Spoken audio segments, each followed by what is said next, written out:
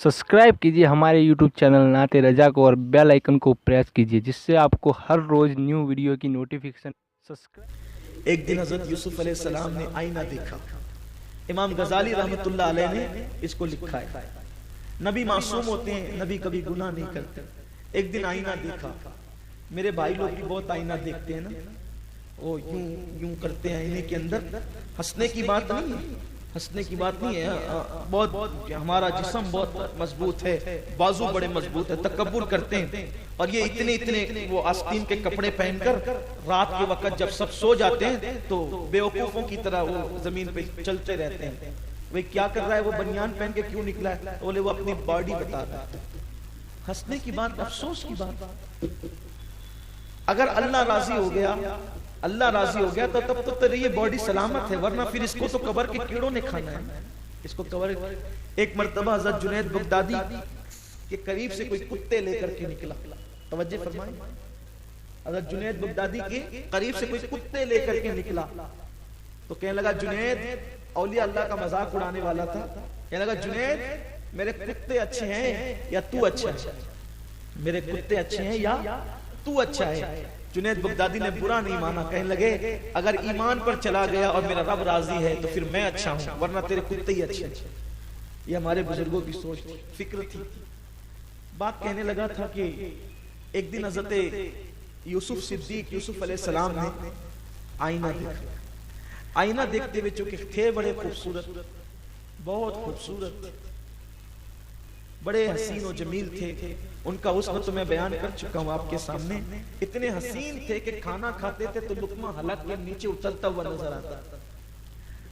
अब तो हसीने आजम भी ऐसी कोई नजर नहीं आती दुनिया में जिनको हसीने आजम का अवार्ड दिया जाता है। एक मर्तबा मैं बंबई के एयरपोर्ट पर उतरा तो मैंने देखा कि बहुत भीड़ लगी हुई है, यानी बहुत हंगामा बपा है एयरपोर्ट पर। तो मैंने पूछा कि क्या हो रहा है, तो बोले कि हसीने आजम आज एयरपोर्ट पे आने वाली है, तो थोड़ा सा आप भी रुक जाएं तो आप देख लें। वो क्या, उसको इंग्लिश में कुछ कहा था उन्होंने, लेकिन मैं उसको, मेरे ज़हन से निकल गई वो बात। वो जो भी कहा था उन्होंने तो कहा कि वो, लेकिन उसका तर्जुमा बहरहाल है कि हसीने आजम आज एयरपोर्ट पर आने वाली है, आप थोड़ा सा रुक जाए। कोई मुसलमान ही साहब थे तो रुक जाए, आप भी देख लें। मैंने कहा कि ये हसीने आजम को मैं क्या देखूं, क्योंकि हम जिस हुस्ने आजम को मानते हैं, हम जिस हुस्ने आजम को मानते हैं, इसको देखना उनकी तौहीन समझते हैं। इसलिए कि उनके पास जो हुस्न है वो इनके पास का, मेरे इमाम ने कहा, वो कमाल है हुस्न हुजूर है।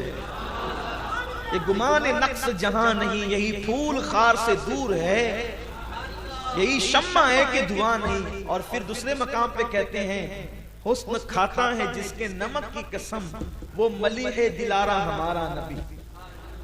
ये भी कोई हुस्न है जो हर मर्तबा लाली और पाउडर का मोहताज है, वो भी कोई हुस्न है। जिस पे पाउडर ना लगे तो फिर वो चेहरा भी इतना मकरू हो जाए कि देख ना सके लोग। मेरे महबूब का हुस्न वो हुस्न है कि हुस्न जिस पर खुद फिदा है वो हुस्न मुस्तफा है। हुस्न जिस पर खुद फिदा है वो हुस्न मुस्तफा है। इसलिए कि उनकी मलाहत की शान क्या है, उनकी मलाहत की शान क्या है। इंसान हसीन ना होता अगर मुस्तफा जाने रहमत इंसान बनकर ना आते।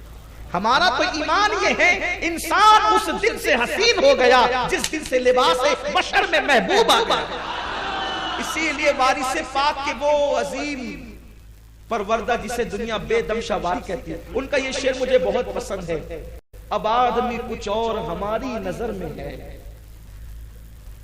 अल्लाह की मखलूक में फरिश्तों से ज्यादा खूबसूरत इंसान है, फरिश्तों से ज्यादा खूबसूरत। बेदम शाह बड़े दमदार बात करते हैं, कहते हैं कि अब आदमी कुछ और हमारी नजर में है, जब से सुना है यार लिबासे बशर में है।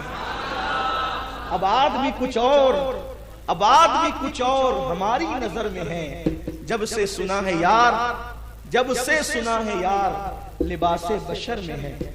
जब से यार लिबासे बशर में आया इंसान की आबरू रह गई, वरना ये मिट्टी का इंसान भी कब से खूबसूरत हो गया। यार खूबसूरत है तो इंसान खूबसूरत है। जब से सुना, आपको नहीं लगता कि इस शेर पे भी झूमना चाहिए? जब से सुना है यार اب آدمی کچھ اور ہماری نظر میں ہے، اب آدمی کچھ اور ہماری، جب سے سنا یار لباس، تو انسانیت کو آبرو مل گئی جب سے یار لباس بشر میں آیا انسان۔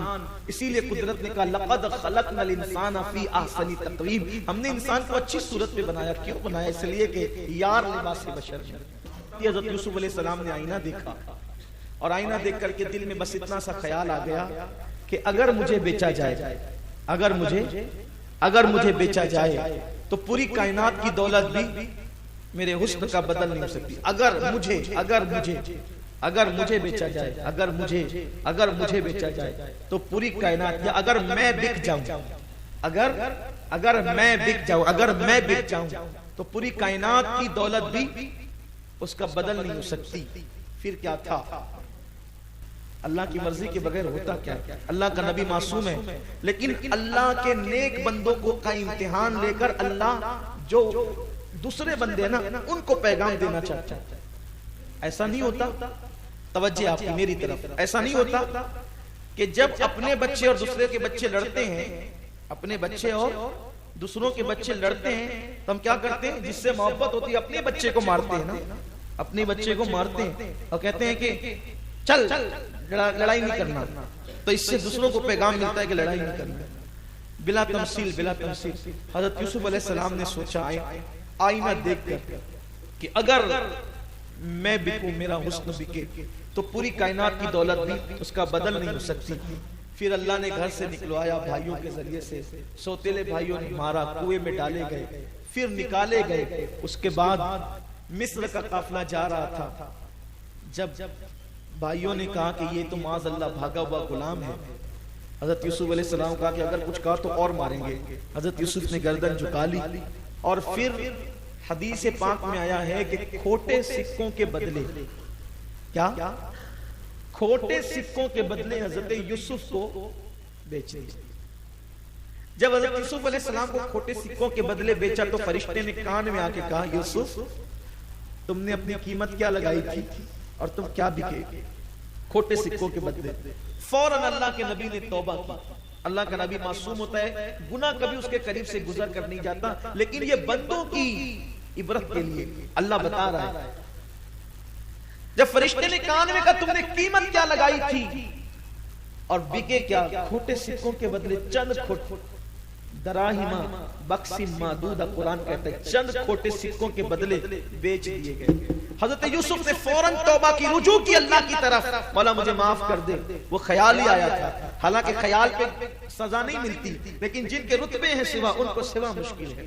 یہ تو معبود لوگ ہیں نا، سزا نہیں ہے یہ، بلکہ بندوں کو عبرت کے لیے ہے۔ بس کیا تھا؟ یوسف علیہ السلام نے رجوع کیا، توبہ کی۔ پھر حضرت یوسف مصر گئے، مصر پہنچے، پھر وہ سارا واقعہ آپ اس سے سن چکے ہیں تفسیر میں۔ نہلائے گئے، کانوں میں موتیاں ڈالی گئی، سچے موتی، سونے کی جوتیاں پہنائی گئی، سونے کا تاج سر پہ رکھا گیا، سونے کے کنگن پہنائے گئے۔ شریعت محمدی میں حرام اور شریعت میں حکم الگ تھا۔ سونے کے کنگن پہنائے گئے، لباس قیمتی پہنایا گیا، اور بازار میں ایک تخت بچھا کے اس پہ بٹھا دیے گئے۔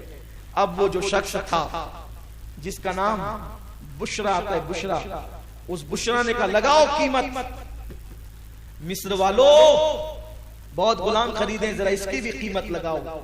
کسی نے کچھ، کسی نے کچھ، کسی نے کچھ۔ مصر کا بادشاہ آیا تو اس نے اپنی بیوی کے کہنے پر کہا مصر کا سارا خزانہ دیتے ہیں اور یوسف کو لیتے ہیں۔ تب فرشتے نے کان میں آ کے کہا یوسف جب تو نے اپنی قیمت خود لگائی تھی، جب تو نے اپنی قیمت خود متعین کی تھی تو کھوٹے سکوں کے عوض بیچے گئے۔ آج تیری قیمت اللہ نے لگائی ہے، آج تیری قیمت تو دیکھ، جب تم اپنی قیمت خود متعین کرتے ہو تو کیا ہوتا ہے، اور جب اللہ کسی کو نوازتا ہے تو پھر شان کیا ہوتی ہے۔ حالانکہ یہ بھی ہوا ساری قیمت لگا کر، سارا خزانہ خالی کر کے، پھر بھی کہا، ہاں یہ بات بھی خاص یاد رکھنا، خرید نہ سکا یوسف کو، سارا خزانہ دے دیا، پھر بھی بشرا راضی نہیں ہوا تو کیا کہا، بشرا یہ خزانہ لے لے اور یہ غلام یوں ہی دے دے، یہ غلام خزانہ لے کر، کیونکہ اس کی کوئی قیمت تو لگ نہیں سکتی۔ اس لیے بندے کو چاہیے کہ وہ اپنی اپنے تکبر کو، دل کی انا کو، دل کے اندر بیٹھے ہوئے اس بت کو نکال کر کے باہر کرے اور اپنے اندر عاجزی اختیار کرے، ورنہ بندہ اللہ کی خفیہ تدبیر میں کبھی بھی مبتلا ہو سکتا ہے۔